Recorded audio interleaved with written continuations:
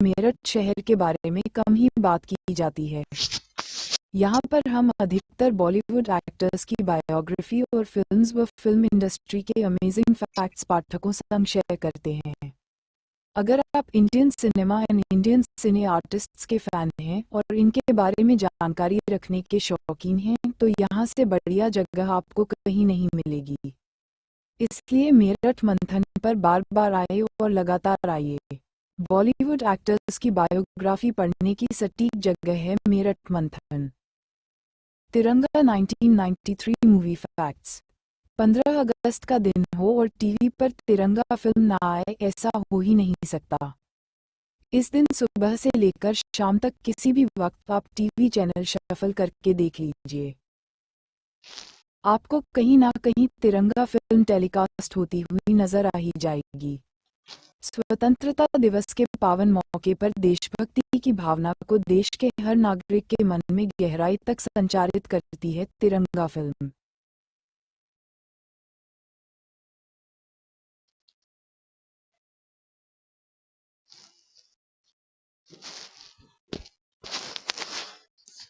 तिरंगा 1993 movie facts photo social media.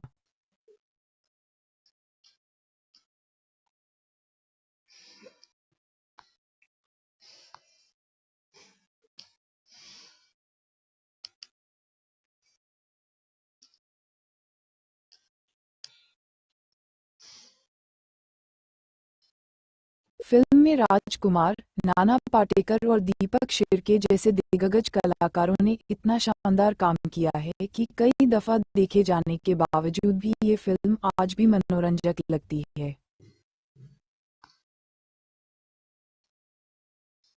सहायक कलाकारों की भूमिका में सुरेश ओबरॉय, आलोक नाथ, हरीश कुमार, ममता कुलकर्णी, वर्षा उशगांवकर, सत्येन कप्पू, राकेश बेदी, अर्जुन और सुजीत कुमार ने भी जबरदस्त एक्टिंग की है।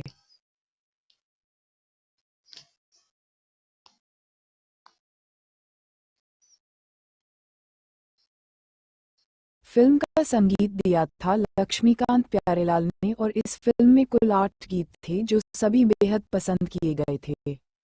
गीतकार संतोष आनंद ने फिल्म के सभी गीत लिखे थे।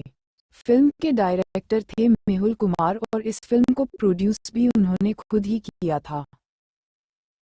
मेरठ मंथन पर पेश है भारतीय सिनेमा में देशभक्ति फिल्मों की फहरिस्त में अपना बेहद खास मुकाम बनाने वाली तिरंगा फिल्म की कुछ रोचक कहानियां। तिरंगा फिल्म के बनने की ये मज़ेदार और दिलचस्प कहानी यकीनन आपको पसंद आएगी। तिरंगा 1993 मूवी फैक्ट्स। ये भी पढ़ें। पड़ोसन 1968 मूवी फैक्ट्स। सुनील दत्त सैरा बनू की प्यारी फिल्म पड़ोसन की 15 रोचक और अनसुनी बातें।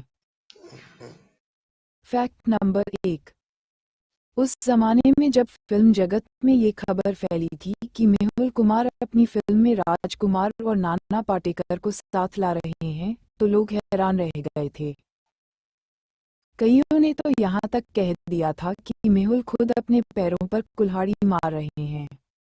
लेकिन आखिरकार मेहुल ने लोगों की बोलती बंद कर ही दी। हालांकि मेहुल के लिए ये कर पाना एवरेस्ट पर चढ़ने से कम नहीं रहा था। फिल्म के लिए राजकुमार पहले ही हाँ कर चुके थे। हालांकि उस वक्त तक उन्हें नहीं पता था कि मेहुल नाना पाटेकर को भी इस फिल्म में लेने का इरादा बना रहे हैं। मेहुल ने जब नाना पाटेकर को तिरंगा फिल्म का ऑफर दिया तो नाना ने काम करने से साफ इनकार कर दिया। नाना ने कहा कि मैं केवल 8 फिल्मों में काम करता हूँ। कॉमर्शियल फिल्मों में काम करने में मुझे कोई दिलचस्पी नहीं है। लेकिन चूंकि मेहुल प्रहार फिल्म में नाना की एक्टिंग से काफ़ी इम्प्रेस थे तो वो किसी भी सूरत में नाना को इस रोल के लिए लेना चाहते थे।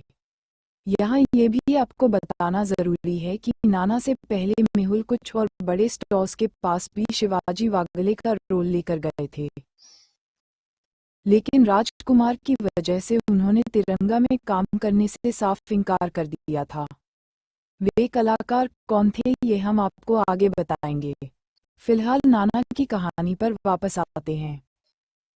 नाना के इनकार करने के बाद मेहुल ने उनसे कहा कि मैं तुम्हारे घर आ रहा हूँ, तुम एक बार कहानी सुन लो, उसके बाद तुम जो फैसला करोगे मुझे मंजूर होगा। नाना ने मेहुल को अपने घर बुला लिया। नाना ने कहानी सुनी और उन्हें ये कहानी पसंद आ गई। मेहुल ने नाना से कहा कि पूरी फिल्म में उनके 14 सीन होंगे। नाना ने मेहुल के सामने शर्त रखी कि फिल्म की अगर मेहुल वादा करें कि फाइनल एडिटिंग में उनका एक भी सीन नहीं काटा जाएगा तो ही वो इस फिल्म में काम करेंगे। मेहुल के ये वादा करने के बाद नाना ने उनके सामने एक शर्त और रख दी। नाना ने मेहुल से कहा कि अगर उनके काम में राजकुमार ने किसी भी तरीके से टांग अड़ाई या अड़ाने की कोशिश की तो वो उसी वक्त फिल्म छोड़ देंगे और फिल्म के पूरी होने की परवाह बिल्कुल भी नहीं करेंगे। मेहुल ने नाना से ये वादा भी कर दिया। इसके बाद घर आकर मेहुल ने राजकुमार को फोन लगाया और उन्हें बताया कि तिरंगा के सेकंड लीड के लिए उन्होंने नाना पाटेकर को फाइनल कर लिया है। ये सुनकर राजकुमार काफी निराश हुए। दरअसल राजकुमार जानते थे कि नाना बहुत गुस्सैल हैं और वो सेट पर जब भड़कते हैं तो जोर जोर से चिल्लाने लगते हैं। तब मेहुल ने राजकुमार को भरोसा दिलाया कि नाना ऐसे नहीं है जैसा कि मीडिया में उनके बारे में कहा जाता है। हाँ, उनके साथ टेम्पर की दिक्कत है, लेकिन अगर आप उनके काम में टांग नहीं अड़ाएंगे तो कोई परेशानी नहीं होगी। राजकुमार ने मेहुल से वादा किया कि वो नाना के काम में बिल्कुल भी टांग नहीं अड़ाएंगे। राजकुमार ने अपना वादा निभाया भी। उन्होंने नाना के किसी काम में टांग नहीं अड़ाई और पूरी फिल्म बिना किसी परेशानी के शूट हो गई। Fact number 2। फिल्म इंडस्ट्री में राजकुमार की इमेज एक ऐसे इंसान की बन चुकी थी जो किसी को भी कुछ भी बोल देते थे। राजकुमार जब मजाक के मूड में होते थे तो कभी इस बात की परवाह नहीं करते थे कि सामने वाले को उनका मजाक बुरा लगेगा या नहीं। इसी वजह से नाना पाटेकर उनके साथ काम करने से बच रहे थे। लेकिन मेहुल के भरोसा देने के बाद फाइनली नाना मान गए। राजकुमार ने भी मेहुल से किया वादा निभाया और ना तो उन्होंने नाना के किसी काम में टांग अड़ाई और ना ही उनसे किसी किस्म का मजाक ही किया। फिल्म की शूटिंग के दौरान इन दोनों में जरा भी दोस्ती नहीं दिखाई देती थी। दोनों एक साथ बैठना तक पसंद नहीं करते थे। बात करना तो बहुत दूर की कौड़ी थी। फिल्म में कई सीन इन दोनों ने साथ में शूट किए थे, लेकिन फिल्म देखकर कभी किसी को नहीं लगा कि ये दोनों असल जिंदगी में एक दूसरे से बात तक नहीं करते हैं। नाना पाटेकर तो अपना काम निपटाकर एकदम चुप बैठ जाते थे, जबकि राजकुमार अपने स्वभाव के मुताबिक फिल्म के दूसरे कलाकारों संग खूब मस्ती मजाक किया करते थे। राजकुमार का यह स्वभाव नाना पाटेकर को भी पसंद आने लगा था। शूटिंग के आखिरी दिनों में नाना पाटेकर राजकुमार के थोड़ा करीब आने लगे थे। राजकुमार को लेकर उनके दिल में जो गलतफहमियां थी वो कम होने लगी थी। नाना पाटेकर को बदलता देख राजकुमार ने भी अपनी तरफ से और ज्यादा बढ़िया रवैया करना शुरू कर दिया। वो अक्सर नाना के लिए अपने घर से टिफिन पैक कराकर लाते थे और फिर दोनों साथ में ही लंच किया करते थे। Fact number 3। तिरंगा की शूटिंग के पहले दिन का किस्सा भी बड़ा अनोखा है। दरअसल सारी तैयारियां पूरी करने के बाद मेहुल कुमार राजकुमार के आने का इंतजार कर रहे थे। तभी उन्होंने देखा कि कुछ लोगों ने एक गाड़ी को चारों तरफ से घेर रखा है। थोड़ी देर बाद उन्होंने देखा कि लोगों की भीड़ अब जा चुकी है और उस गाड़ी में से राजकुमार निकल कर आ रहे हैं। वो कार एक टैक्सी थी। मेहुल ने राजकुमार से पूछा कि आप अपनी गाड़ी छोड़कर टैक्सी में क्यों आए। इस पर राजकुमार ने जवाब दिया कि मेरी गाड़ी खराब हो गई थी और मैं शूटिंग के पहले दिन देर से नहीं आना चाहता था। लोगों को बातें बनाने का मौका मिल जाता। Fact number 4। तिरंगा रिलीज हुई थी 29 जनवरी सन 1993 में। कहाँ एक वक्त पर फिल्म इंडस्ट्री के लोग कह रहे थे कि ये फिल्म पूरी बन ही नहीं पाएगी और बंद हो जाएगी, तो वहीं मात्र 6 महीनों में ये फिल्म शूट भी हुई और रिलीज भी हो गई थी। फिल्म को लोगों ने बहुत ज्यादा पसंद किया था और इस फिल्म के सभी शोज हाउसफुल चल रहे थे। लेकिन 12 मार्च 1993 मुंबई में हुए 13 बॉम्ब ब्लास्ट्स में से एक ब्लास्ट दादर के प्लाजा सिनेमा में भी हुआ, जहां तिरंगा फिल्म का हाउसफुल शो चल रहा था। उस ब्लास्ट में सिनेमा हॉल में मौजूद 10 लोग मारे गए थे, जबकि 35 लोग घायल हुए थे। Fact number 5। साल 2005 में रिलीज हुई अनुराग कश्यप की फिल्म ब्लैक फ्राइडे में प्लाजा सिनेमा में तिरंगा फिल्म के शो के दौरान हुए ब्लास्ट का भी जिक्र हुआ है। इस फिल्म में नवाजुद्दीन सिद्दीकी असगर के रोल में दिखाई दिए थे। दरअसल असगर वही शख्स था जिसे पुलिस ने प्लाजा सिनेमा में बॉम्ब प्लांट करने का दोषी पाया था और 14 मार्च 1993 को उसे व उसके एक साथी को गिरफ्तार भी कर लिया था। फिर साल 2007 में इन दोनों को फांसी भी दे दी गई थी। Fact number 6। तिरंगा का म्यूजिक भी बहुत ज्यादा पसंद किया गया था।